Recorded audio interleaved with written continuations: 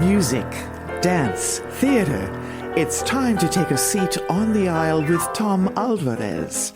Hear from performers, producers, presenters, and creators who enrich our lives in the performing arts. Who's on stage? Here is Tom Alvarez to introduce you. Hello, and welcome to On the Aisle with me, Tom Alvarez. Today's guest is my colleague, Cody Adams, the affable co-host of Life.Style.Live, a daily lifestyle program on WISH-TV Channel 8. Join me now as I go on the aisle with Cody. Hey, Cody. Hey, Tom. I caught you just after you walked out of the studio where you were taping a show with your dear co-host. And tell me about your co-host, because she raved about you in the podcast we did together a few weeks ago. As she should. I'm pretty fantastic. No, Felicia Michelle is fantastic. And I have done this, Tom, now for 15 years-ish. And she genuinely is one of those co-hosts that just immediately, even in the interview process, we just connected on a different level, that we had a genuine chemistry. Mm-hmm. And that's a hard thing to find. As you know, I mean, it's the same way in productions of all kind. That chemistry is so important because that's the first thing you see on the screen. It's not the words that come out. It's not anything. It's, do these people like each other? Do they like being near each other? And she makes that really, really easy because she is a genuine human. And then when you combine that with the fact that she is so freakishly talented, I think that is the full package. And it's hard to, especially in the industry the way it is now, people who have stuck with it and gone through the thick of things, you know, the grind, I guess is what people would call it, and be able to stick that out and get to their goals and their dreams. They view things differently and they do things differently. And that is Felicia. She is always on point, on schedule, making sure that she's putting her best foot forward. And you don't always get that with some people, which I think makes her so unique as well. Well, you know, her work ethic, I always find it interesting, I'm sure you do, to talk with guests, and especially performers and celebrities, and ask them about their work ethic. And you find those who have done quite well in their career, they take it very seriously to the point that it's not just a job. Right. And you never call it in. You know, I really have marveled at, speaking of chemistry, it's no secret to me now, having gotten to know her a bit, why you have that chemistry that you do. And, you know, one thing I've noted, you know, there's a reason why people in broadcasting, figures are called personalities, you know. I used to think, well, that seems sort of vacuous, you know, when you even call journalists, serious journalists, personalities. But personality is very important, that genuineness. And you have that. I would say that you are affable. Thank you. You have this friendliness which really resonates with you, and that's one of the first things I noticed about you. And of course, you know, you have great sense of humor. Thank you. And I think that's another reason why you and Felicia really blend together quite well. You're able to improvise, right? Yes. And you got to do a lot of that. So much. And she is so funny, and she understands a joke and a punchline so well that you can, it's almost fortuitous. I can see what she's about to set up, and I can see it turning in her brain. And if she's not going to set it up, then I'm going to set it up, and she's going to hit it out of the park. And we've only been doing this a month together. Yeah. And so to have that already is so fun. And you learn their sense of humor and what things may land, what they may not think is funny. And you steer from some of those jokes that may seem like low-hanging fruit that they don't love or whatever. But yeah, to your point, one of my biggest things when I started doing this, I had an old mentor who, you know, back in the day, they used to have consultants come in and they'd tell people, do this, don't do that. You should wear your hair this way. You should whatever. And he always said, don't listen to those people because they're just trying to replace you. That was their only goal, was to basically make it so that they put you in a box. So the next time it was time for someone else's turn, they go, oh, we already got someone who does that. And he said, you got to be a personality. Exactly to your point, you have to be yourself. And so literally every single day, what people get, if you come into the studio, whoever comes into the studio, they're getting the same version as me at 10 o'clock as they're getting me at 11:30 when I'm off the show, because I'm just myself the whole time. Well, that's really good direction advice for me because, you know, I've been doing this podcast since February, but it's a different ball of wax from, you know, my career in broadcasting, which has mostly been behind the scenes. And then, of course, you know, the thing I do on Life.Style.Live, which is just a brief segment, and I basically make recommendations. There's not a lot of content, and it's certainly not free-flowing conversation. Yeah. And I don't do interviews, so this is all new to me, but I have already discovered that I have to just be myself if it's going to be a conversational show. Right. And I want a conversation with people. And so I can't do that and do it. I can't be scripted about it. It becomes so easy to become a Q&A. And I don't know the last time I ever sat in a coffee shop and just thought, boy, I wonder what that person's asking that person. You always go, oh, they're talking, they're having a conversation, they're hanging out, they look like they're having fun. That's the whole key, is to make it feel that way each and every time. And if you're just doing that, then it's going to feel like that, right? Well, this is what I'm learning, but you tell me your thoughts about listening. That's key number one. What are your thoughts about listening to who you're talking to? If you are not listening, and genuinely, that's not just hearing, right? I think that gets confused sometimes, is listening and hearing are two different things, because I can hear people all day long. I can sit here and I can stare at you and I go, oh yeah, Tom's talking. Yep. Okay, now it's my turn to talk. That's not how that goes.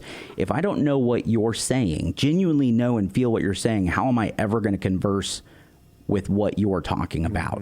And so Patty Spitler, who obviously I love dearly, one of the greatest listeners I have ever met in my entire life. That is one of the best things she does, is she listens, and she is always ready for that next response off of what that person is saying, because that's where you get like those nuggets. If I already come to you and I go, okay, I'm going to ask Tom what his favorite color is, and you tell me that your favorite color is red because it reminds you of your mother, and I go, okay, great, what's your favorite number?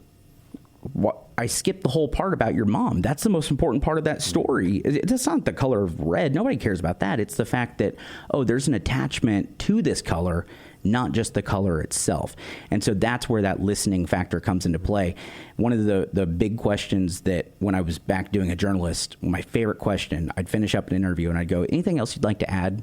And that's that moment where they go, well, I didn't think I did because I thought you asked everything. But now that you mentioned that, this is still there. And then they start talking, and then they're talking again, and they go, oh yeah, by the way. And then that's where you're getting that extra 10 minutes of your interview, and you go, oh, my whole story just changed. And what's the point of all of this for the listener, for the audience? What's the goal in terms of your interacting with your guest in that manner? My hope, other than it being informative, because obviously there is an informative aspect to that. When you come on and do your segment, it wouldn't do us any good if we didn't let people know when and where those things are happening, because that's the whole point of that. So each segment is going to be different, obviously.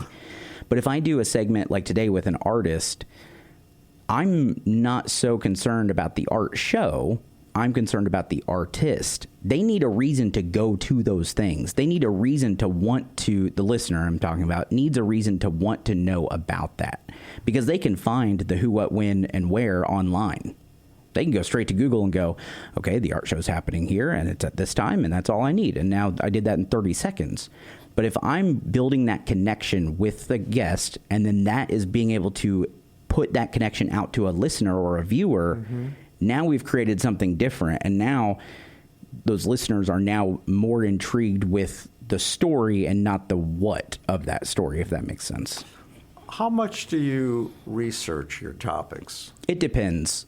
I go segment by segment, because if I have a comedian coming on, I like to know what kind of comedy they do, obviously. And I'm pretty tuned into comedy, so that's probably a bad example. But for example, when you come on, I do research on almost every show that you're going to come on and talk about. I love the arts anyway. I love productions. I love shows. But I'd like to at least have an idea of what A Streetcar Named Desire is before I go watch it, or before you come in and tell me about it. Chefs and things like that, I do very little research. I just want to know what kind of food they do, because then the rest of that isn't about the chicken. It's about them as a chef. Why do you want to cook? You know, by the way, that's where you really shine with your sense of humor. Thank you. And your improv. You know, it really is a very natural sounding, like, you know, do you want your listeners to feel like they're listening in on a conversation if you were in a bar or a restaurant 100%. to the next table. 100%. So that's really interesting what those guys are talking about. Almost like they're eavesdropping on my conversation. That was the word that I couldn't think of. That's the goal, especially in those kitchen segments. That's typically the goal. I'm talking to that person. I forget that there's cameras. I forget there's a camera operator. Sometimes today we had somebody on, wonderful woman. Her name's Nita. She made barbecue chicken. I'm not kidding you. I forgot I was doing a show when I ate that barbecue chicken. And then she had mac and cheese, and I go, there's something about this mac and cheese. It reminds me of my grandma's. What's in it? And she goes, oh, I put sour cream in it. That's it. Sour cream goes in my grandma's mac and cheese. And that connection was built there. And I go, oh, shoot, you're right. Peter's in my ear. We got to go to break. I forgot we were doing a show. So those are the things, and those are the moments that make good TV and make people want to watch, where they are watching us do stuff and not being talked to or talked at. Speaking of, you know that I started my career in television as a producer-director. And when I got into the business, when I was, a newbie, a rookie, my first job was as a gopher for a co-host of a daily talk show, What's Old is New. Yeah. And, I won't mention names, but I'll tell you a story about something that I learned early. And, I think broadcasting is not only a craft, it's an art. It's an art form. For sure. And I think that people will debate, well, it's different than performing. Well, I don't agree. I think, there has to be a part of performance in there, plus personality. Yes. So it's multi. Yeah. There are a lot of factors that separate the good from the bad broadcasters. For sure. Because it's still entertainment. Well, not. There's serious journalism. Yeah. I'm talking about lifestyle is entertainment. I'm talking 100%. about the sector that you're in, if Right. you will. Well, this gentleman, was a longtime host of this talk show, and he, towards the end of his career, he kind of imploded. He kind of was his own worst enemy because he got really bored with it, and it showed. He never did any homework. So it was obvious to everybody, including his bosses, that he was, quote, phoning it in. Yeah. And I knew, as the gopher who met all the guests in the lobby, took them to the green room, got them coffee and all that, I would walk them back out. And they all, at the end, they were all complaining about, he didn't even know the title of the book. He tried to BS his way through the whole interview, and it showed. So that's when people knew that, and of course, he had a huge ego. Yeah. So it was his hubris that destroyed him in the end, and I learned a big lesson about that. The importance of homework. Yeah. The importance of authenticity. The importance of not believing your own press. 100%. And understanding that, you had to keep that humility, but it was that authenticity, and people in the audience, you can't underestimate them. Yeah, you can't fool them. They know very quickly, and not here in this area, but in other markets I've worked in, you'd be out at the grocery store and they'd come up and they'd go, oh my gosh, I love you, you're hilarious, whatever. But what about so-and-so? They don't seem to be, and you got to play it couth, obviously, and be like, oh no, they're great, we love them. But people understand that, because at the end of the day, we're all humans, right? We're all people. Right. You can walk up to anybody in a grocery store and immediately go, I don't know that I like that person that much, something about them. And so it comes across the same way on TV and in these shows. And that's, to your point of preparation, I think that part of that is making people feel like they are the most important guest in that moment. But you strike me, Cody, as being one of those people that you truly embrace the opportunity to continue learning. Oh, absolutely. Isn't it? It's a continuing education to be a journalist absolutely. Or be a broadcaster, is it not? I always tell people come in and they're nervous. That's their big thing. And I go, you know way more about this than I do. You're here to tell me about this. And that's what I love doing. I love that learning aspect. I love learning from, whether it's an artist or a chef. We had a woman come in, does Nigerian food. She started a new segment called Nigerian 101. And she just taught us how to make Nigerian food. In a million years, I'm from Roachdale, Indiana, a town of 800 people. I would have never had Nigerian food, know how to make Nigerian food.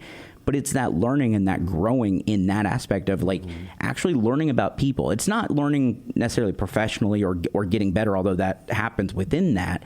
It's learning about people and getting to know people. And you start to know, repeat guests like yourself or whoever come on, you start to learn about their families and about their past and what makes them tick the way they do. And now I'm even better interacting with someone because I now know maybe they've been through a divorce or they've been through a rough time. You know, they had a parent pass, and now this wine is really important to them because their parent passed. Things like that make those interviews better. Whether the guest at home knows those things or not doesn't really matter. I know those things, and I can make that connection from the get-go. Well, you know, it would seem to me that you're like most journalists or broadcasters or hosts or whatever, that you're more naturally curious. So that's what drives you towards what you've been doing, right? It got me in a lot of trouble growing up, for sure, because that is the big... I'm terrible at math. I'm not a great reader. I'm not a great writer even, but I loved stories and I loved learning about people, and I've always loved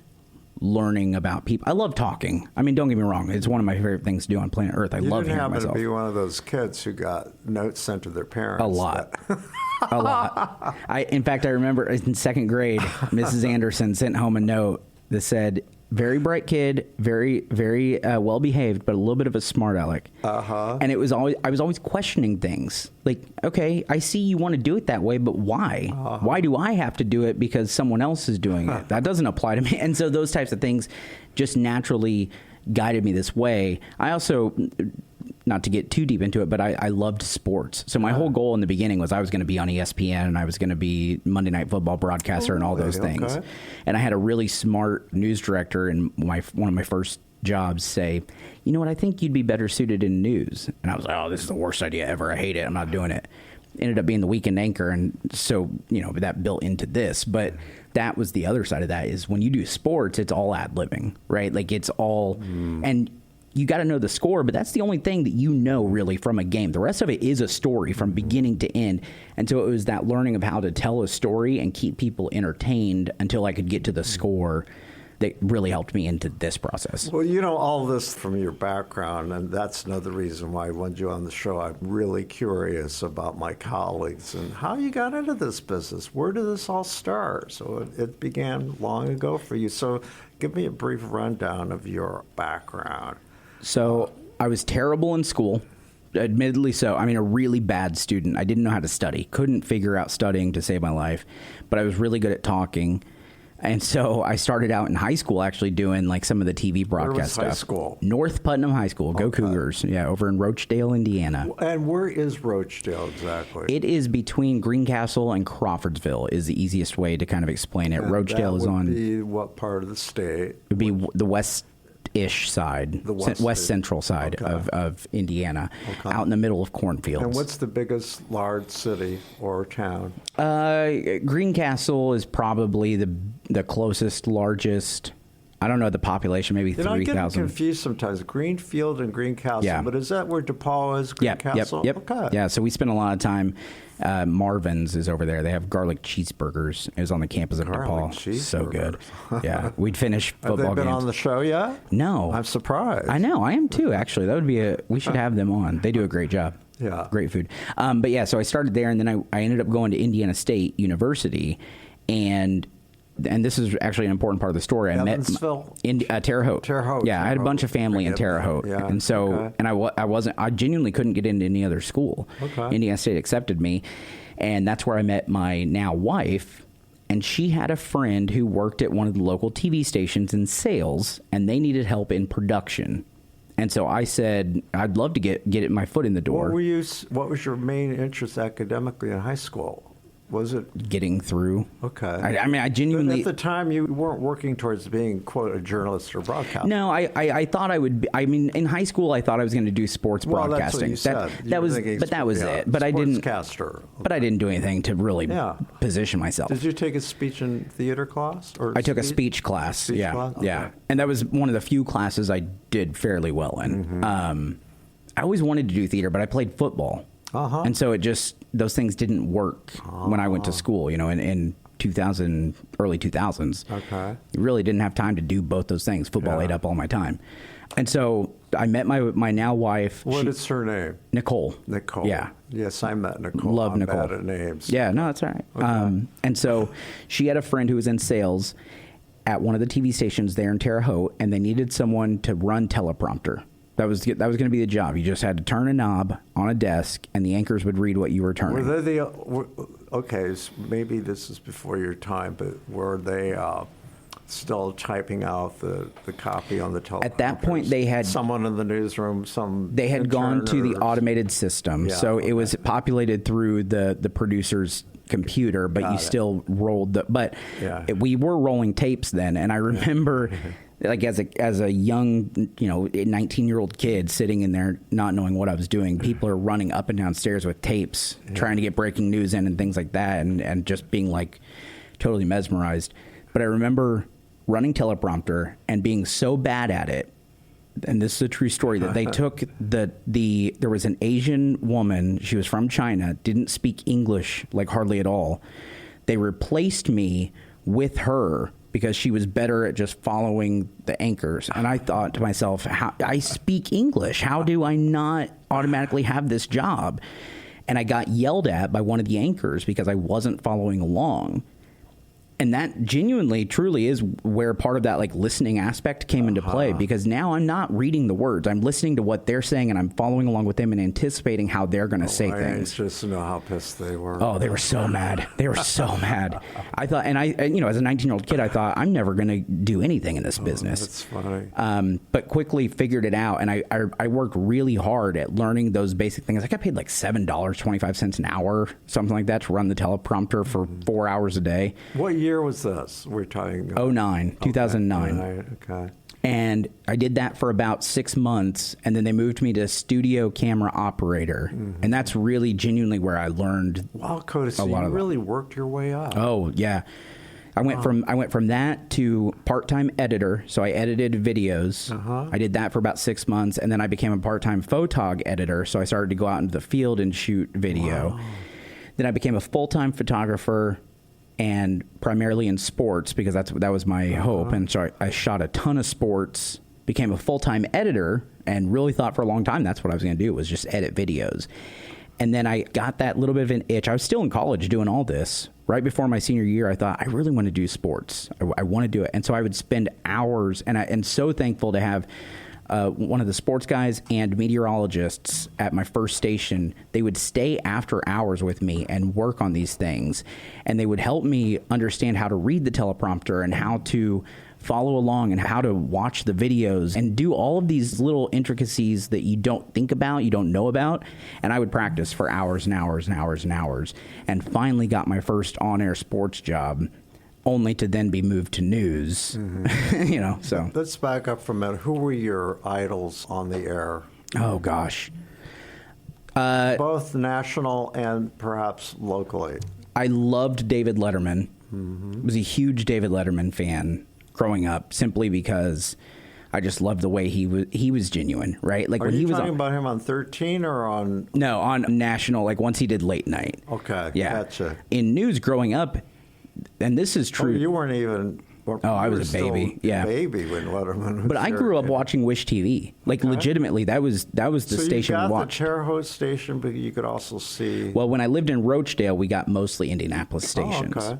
And so I grew up watching Patty. Okay. And Mike Ahern and Randy Ollis. What a trip that must have been for you to wild. end up here and working side by side with your idols. The first time I got to work with Randy Ollis, he did a weekend show. I started here, and they needed someone to fill in on the weekend anchor desk. I started out as a reporter here. That was the first job, and they were like, would you like to anchor? And I said, absolutely, I'd love to. And so Randy Ollis is there, and I was so starstruck by Randy. I wondered about that. Yeah, that I almost was nervous doing the show. I finished the show. Randy obviously is great. Love Randy. But I called my wife immediately, and I go, I just did a show with Randy freaking Ollis. And it was the same thing when the first time I met Patty Spittler. I was in news still, and, Patty does all of her segments on our station, and she was doing a pet segment, of course, on the news. And Patty will tell this to everybody. She goes, you've got something different. You've got something special. She's like, you're going to be here a long time. And I said, well, hopefully. I don't know. I need a job. But I remember being like, holy crap, this is Patty Spittler. Like, you know what I mean? Like, then when you think about the fact that me doing this now 15 years, reaching my home market and working with people that I idolized, it makes you then think differently when you meet people out and about. Exactly, especially young people, right? Right, because it's really easy for all of us to go, it's a job. Monday through Friday, I just show up and I just do things. But there are people who are watching day in and day out, and they get to know you, and they feel like they know you, and they love watching you. What is it about that home mystique? Does that intrigue you as much as it does me? When you think about those people, you often hear this, they all feel like they know you because you come into their homes. And it's really a phenomenon when you think about it, the power of television. Oh, yeah. I mean, I think it's still the most powerful. We have social media and things like that, but there's something about someone sitting down specifically to allow you into their home. And that shows itself when you're out there and you meet the public, right? Yeah. Oh, 100%. And I've always been fascinated by that as well, not to the extent that you have the recognition thing when you feel like someone's staring at you and they want to talk to you. Right, yeah. And they finally do. And they'll say something as simple as, "You're on TV." Yep. I've learned to always thank people. I don't need to hear any more because I know what they're doing. They're giving me a compliment. It's just like, you immediately command respect because you have been a guest in their home and they feel like they know you. Yeah. And to some of our viewers, we may be the only people in their home. Mm-hmm. There are a lot of people who, they're widowed or they're widowers or whatever. Yes. And they're sitting there at 4 o'clock or 10 a.m. or whatever every day going, oh, cool, I get an hour to feel like someone is sitting here with me. This leads me to wondering about, from your point of view, how is it that Life.Style.Live, how old is it now? I've been on the air here with the show as a contributor it'll be 12 years next month, hard to believe. And, there have been some changes, but not many. The context of the show, the lifestyle. Tell me why it has endured from your point of view as a talent, as a co-host. I think there are two parts to that. One, I think that we have been really fortunate to have some really talented people on this show over the years. And you mean people behind the scenes? Well, certainly behind the scenes, but even on air. Because if you're going to do a lifestyle show, you have to have people with personalities, as you've mentioned, and who are genuinely hard workers and talented. And so I think that's been a large part of it. But I think, too, people are searching for something that just makes them be able to just sit and just relax and laugh a little bit and enjoy a little bit of... Why do they choose you over network programming and all the other choices? We're in their backyard. The streaming universe. We're in their backyard. Mm-hmm. So there is that hope or that possibility of, I'm going to see him out at Kroger. Or I'm going to, I feel like I know him because he lives the same life I live. Mm-hmm. And that's true. I'm still paying bills. I still take my kids to softball every, 2 nights, like all of those things. And I think that's what people love. They love feeling like I actually know them and they actually care about me as a viewer. And that's not to say that some of those national programs don't, because I think that they probably do to an extent as well. It's just different, right? Like they're in New York or they're in LA or they're, whatever. We are literally here in their backyard. They could throw a rock and hit our doorstep. Well, that's obviously right in step with the concept that the management or the owner of Circle City Broadcasting focus on family and community. That's, I've always been impressed the way Channel 8 rebounded after they lost the CBS affiliate. Yeah. The hook, if you will. Yeah. And I really like the way they've branded themselves. I thought it was obviously very smart. That's the reason I came back to here. I mean, because I had other options. I had other opportunities. But I loved the idea that this place, and this really comes from the mind of DeJuan McCoy, the owner of Circle City Broadcasting.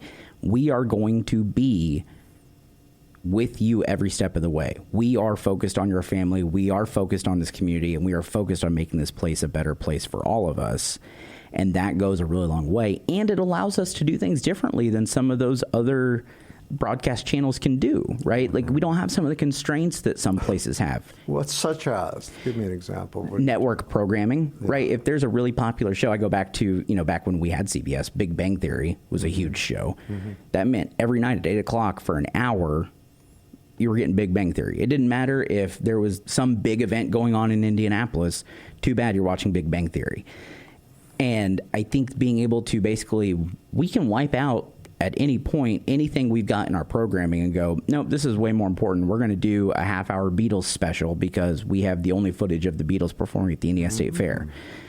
Those types of things are part of this community. It's embedded within this community, and that's what we want to do. We want to be with the community. We're not separate from everyone else. We are a part of all of this, and we want them to feel like they're a part of it too.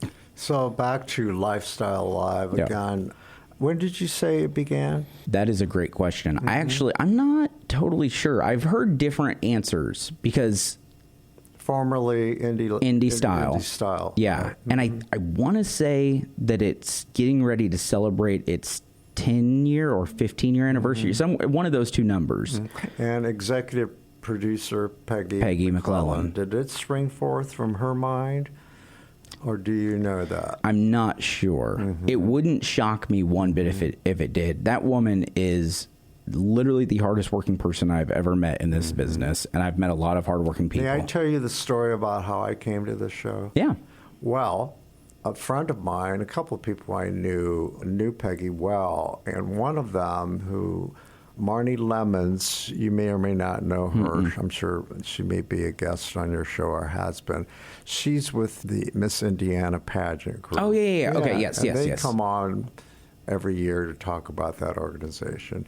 So she knew Peggy, and I guess they had a friendly lunch, and she asked Peggy, do you have anybody on your show, a regular, talking about theater, a critic or something? She said, I know someone I'd like to recommend to you. Which she did, and Peggy invited me to lunch and said, how would you like to be on the show? We need someone like you to talk to our viewers about what you've seen or can recommend things. And it's like, duh, yeah. So that's how it all began, at a simple lunch. And, I saw very quickly that she was truly a visionary. Yes. And she really had a finger on the pulse of the viewer. Yes. And she really knew what the public wanted and what worked, 100%. And how long has she been in broadcasting or Channel 8, do you know? I'm not sure how long she's been at Channel 8, but I believe she's been doing this 50-ish years. Is she like the executive producer? She is, yeah. Talk to me about Peter Hood, our esteemed director. Peter is, and I genuinely tell this to everybody, mic or not mic'd up, he is the most talented producer that I have ever worked with. I concur. Yeah, and not necessarily, that's not to discredit other people. I've worked with some really good producers, but he comes from an on-air background. He did sports up in Fort Wayne and was brought down here to do a show called All Indiana Bets. Okay. Nothing like it had ever been done. It was basically a gambling show. They had some personalities that would do gambling advice and things like that. But he has an understanding of what a show should look like. And Peter's biggest talent is putting talent with the right segment. So if I'm better at something, he'll put me there. If Felicia's better at something, he'll put her there. If he thinks we're both perfect for it, we'll do it together. Typically kitchen segments, drinking segments, things like that. And being able to do that goes a long way. He works his tail off, man. Like, I wish people really could see day in and day out the stuff that Peter does. Well, I gave him a shout out when Felicia was on the show, and I pointed out one of the things is talent, and just all the roles I've done in television, I've been a director as well, is that his attention to detail. Yes. And it shows. And also his programming, the way he programs the show, if you will.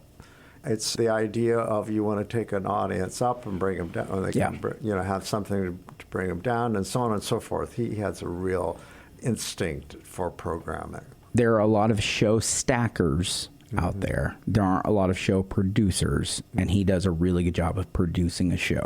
Every show he puts together has a plan, has a reason, and that's not to say there aren't some shows that you just go, I don't know where to put this segment. Well, let's peel back the curtain.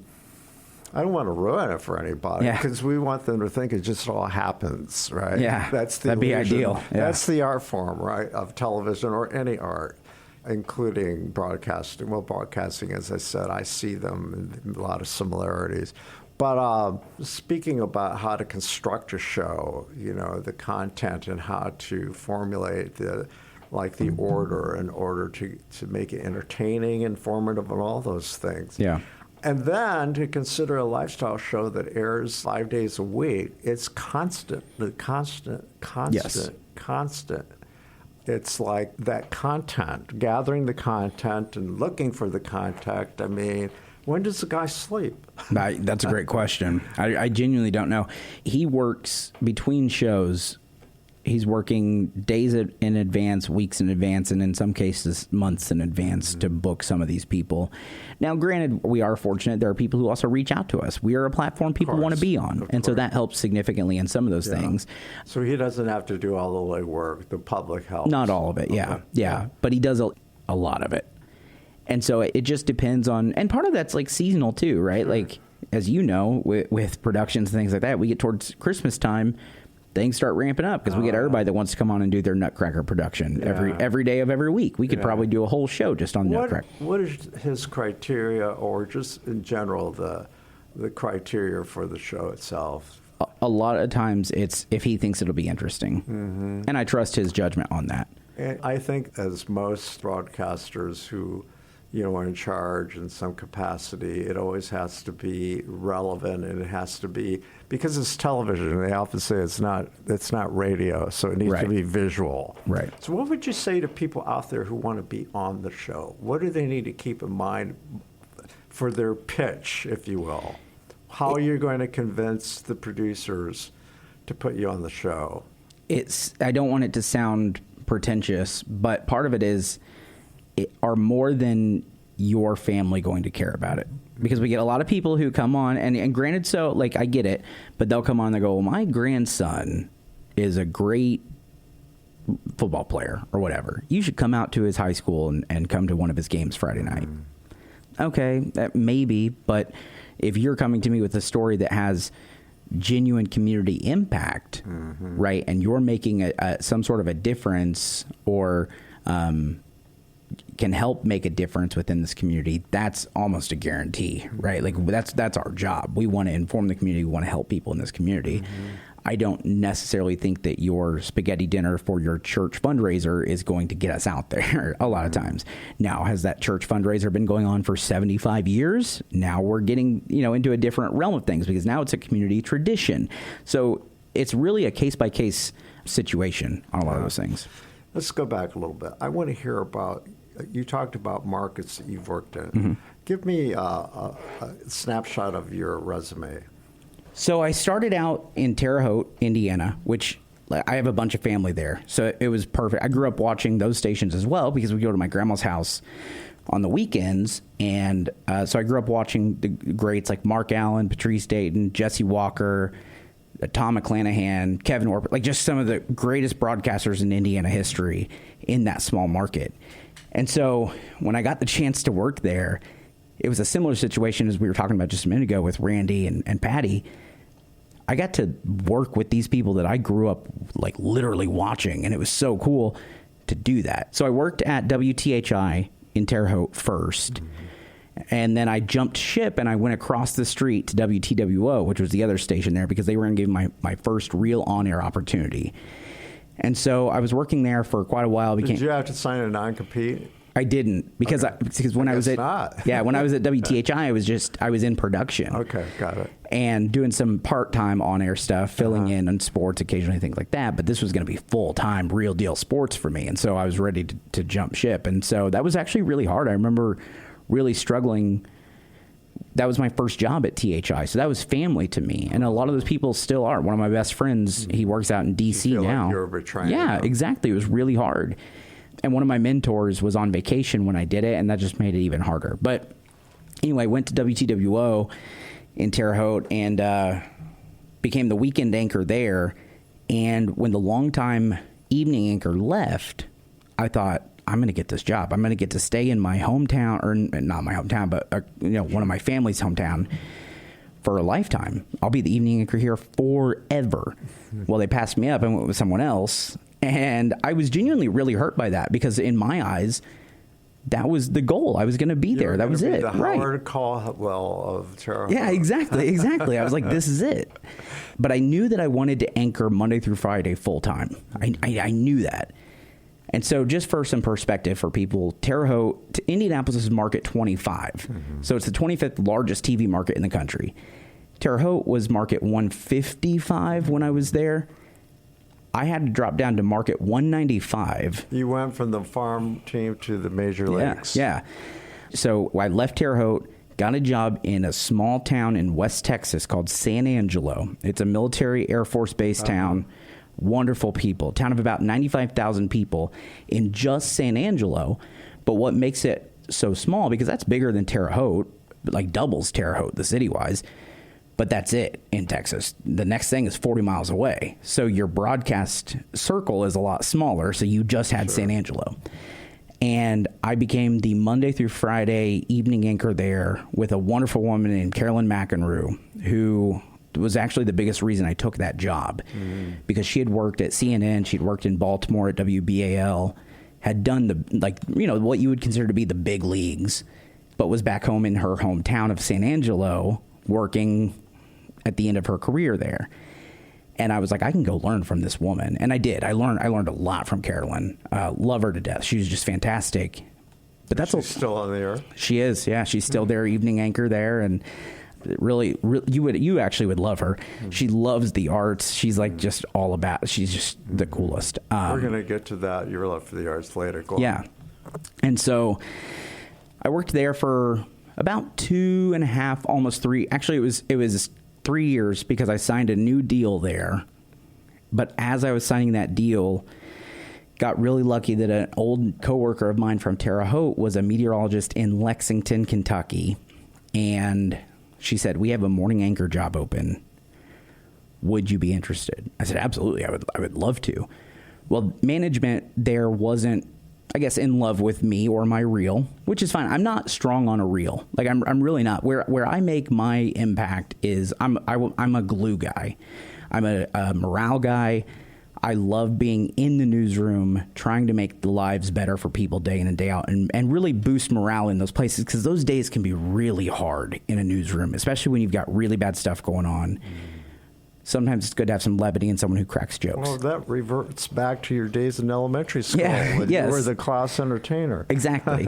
And so I remember, basically, I begged them. I said, hey, let me just come up, and I just want to meet everybody. I want to come visit the station. I'm going to be home in Indianapolis for a weekend. I'll drive down. So we came home from Texas to visit some family. I took a day. I drove down to Lexington, toured the station. They let me do an audition tape. Long story short, end up getting the job because they just genuinely didn't have that many applicants and that many candidates. Wow. And a long time later, after I'd worked there, people told me, they're like, we did not like your tape. Like we thought you were boring. We thought you were just like what is this guy doing? But you're nervous, right? Like you don't know are they going to like me the way I am? Should I be reserved? And so I worked there for... I worked there through COVID. What were the call letters? WTVQ. Okay. And a great station of great people, but quite honestly, the bottom feeder of that market. Like they're just the very bottom. But I loved that because that allowed me to do things differently. Mm-hmm. And I got to make different jokes, and I got to just act a more goofy way, because what's the worst that's going to happen? They're going to let me go from the number 4 station in the market? Okay. And so I really thought Lexington was going to be the place. I loved Lexington. That is a gorgeous city if you've never been. Yeah, I mean, it's just gorgeous. And we loved it there. And it was close enough to home that you could come visit, but you didn't have to be at every family function and all those things. But then I was just like a lot of people do, I was having a bad day at work, and I got upset, and I said, you know what, I'm going to look at other jobs. Mm-hmm. And I saw on LinkedIn that there was an opening here at Wish TV. They were looking for a reporter. And I was like, do I really want to go back to reporting Monday, like the hard news and doing all that? And I applied, and Al Carl was the news director at the time. Now he's VP here, but at the time he was in a news director role. Called me the very next day, said, hey, we'd love to chat with you. Did a Zoom interview while I was in Lexington. Had to call in sick one day to come up and do an in-person interview because I didn't have any vacation days left in Lexington. We had done a big Disney trip. And called in sick, came up, did the in-person interview, loved it, loved the culture, loved what they were doing that was so different from other markets with the focus on family stuff. And ended up getting the job. Initially was going to be a Monday through Friday morning reporter. But when I got here, they had an opening for the weekend anchor position. And I said, yeah, I'd kind of like that. Like, I'd love to anchor in a top 25 market. And so I filled in as the weekend anchor for about 6 months, maybe a little bit more. And they ended up giving it to a woman here. She did it for a little bit. But when they gave her that job, they moved me to morning reporter, Monday through Friday, where I was originally hired. And I loved that job. I mean, getting to learn from Scott Sander and watch him work is next level. Like, that dude is so freakishly talented. And I think he's one of those people that viewers take for granted a little bit because he's been here and he's so good and he's so calm and he's so personable. But watching him work is just mesmerizing. And it worked out really well for me because I got to fill in a lot in the mornings on the anchor desk alongside him. And I got to just watch him do things, breaking news and interviews and all kinds of things. And I thought, this guy is just so calm at all times. And so I did that for, I don't know, 3-4 months, something like that, and loved it and thought, I loved getting up early in the morning. I loved being done at noon. It was great.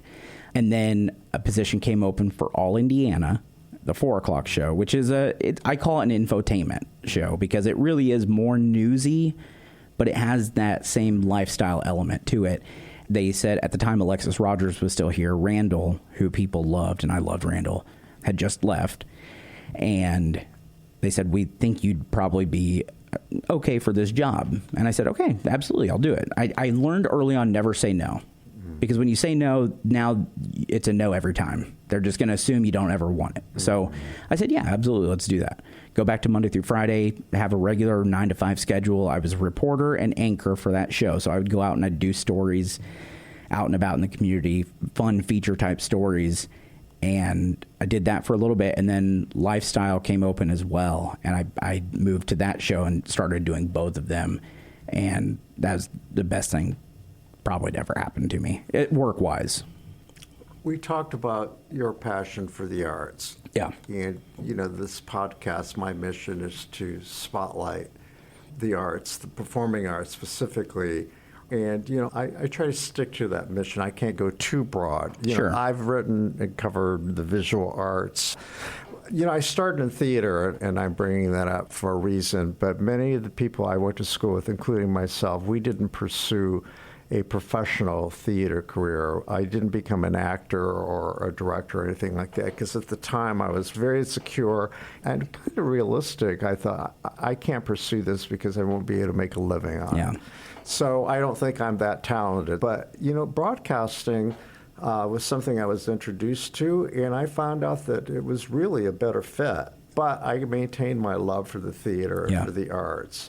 And then I went on to do it professionally, actually. So, and I find that there are a lot of people who went from the theater and went into other fields, PR being one of them, and television.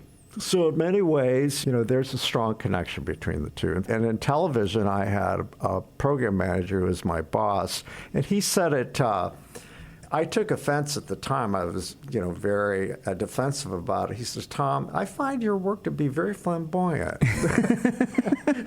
But it was a compliment because it stood out. I did documentary work and stuff like that.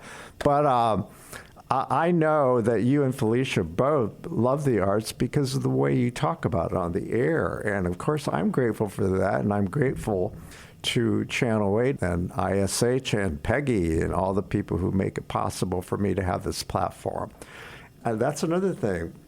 Your operation, the show, provide an outlet. There's no other outlet like it. It has somebody like me. There's so little exposure given to the arts. And we're always begging to be recognized for the economic contributions we make, the cultural contributions. This is a sports town. Well, I don't think there's ever going to be an equal footing there. But at least we have this. And I have the fact that I have this podcast and I have, the show. I couldn't be more grateful. and the fact that you support it. So tell me about what the arts mean to you personally. For me, it's an opportunity to get away from day in and day out life, because life is hard, right? Like or at least challenging. There are days that are fun, there are days that are not. But when you can take an hour, 2 hours, sometimes 3 hours, depending on the production or whatever you're doing, to just get away from it and just put yourself into a different world with either different people's problems or different people's happiness or whatever, it's that opportunity to kind of just breathe for a second. I am envious of the people that perform and work in those productions, because having that outlet seems like that would be something that would be so heartwarming and welcoming and just relieving, I guess, to be able to take a second and get away from everyday life and just take a second to express that. So that's the biggest part of that. Mm-hmm. So to me, the other aspect of it is it's just fun, right? Like there is something fun about getting to watch people's thoughts and dreams and words come to life in a way that wouldn't normally. And that can be anything from real life, situations like A Streetcar Named Desire, where that feels very real to a lot of people, to something like Oz or Wicked, where that's obviously a very different world of things, but all of them, you still pull bits and pieces, right? And everything means something different to everyone depending on how you see the show. And so I think that's like Hamilton is one of my all-time favorites, like many people. That's super cliche, but there's something about it. The music's fun, the show is fun, but there's that historical context to it as well, where you start to want to learn more about certain characters, whether it's Burr or Hamilton himself or whatever. And so there's just something just fun about the arts in that way, and not even just theater production. That can be musicians, it can be paintings, like we've had on quite a bit recently with art fairs that come up around the fall time and things like that. I just love that aspect of it. People getting to be themselves in their element is hugely important. I yesterday interviewed a composer, arranger, just a really prolific classical musician. He talked about how these days, with all the polarization, thank God we have art. That is the common denominator. You don't know whether you're sitting next to a Republican or a Democrat in a crowd enjoying the theater or music, and what a relief it is to escape all of that's going and just shut out all the noise. And how can you not be positive by experiencing art? And that's why I always say that, I love what I do because of the ability it gives me to constantly stay in a positive frame of mind. Do you agree with that? 100%. 100%. And I think for me, because this is one of the most recent ones I've done, is I went to a Taylor Swift concert. I'm a huge Swiftie. But there are so many people from so many different age groups and different ethnicities and different religions and different backgrounds that are there. 70,000 people all in one location. We could be arguing in a parking lot about God knows what, but in that stadium, we're all singing the same song together at the exact same time, and we're in that moment together. And there's something really special and really cool about that sometimes gets taken for granted, right? Yeah. You don't think about those things in the moment, and you shouldn't, probably. You should be enjoying the moment, but I think it's always good to retrospectively look at those things.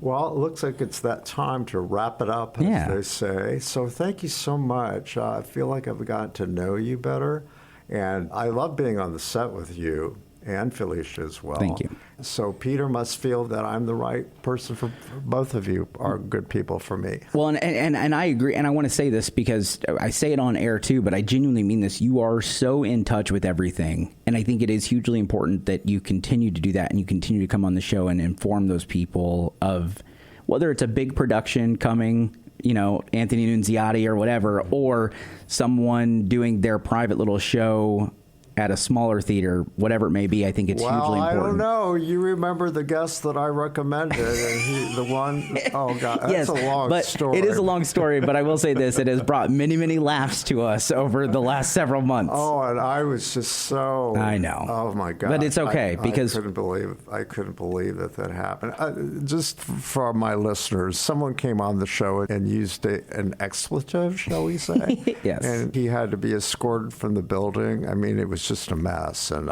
that's not what You he wouldn't- showed me on his audition tape. And that happens sometimes where we see tapes, they come in and you go, that's not exactly what we thought. Yeah, well, but you almost never miss. Well, it happens, right?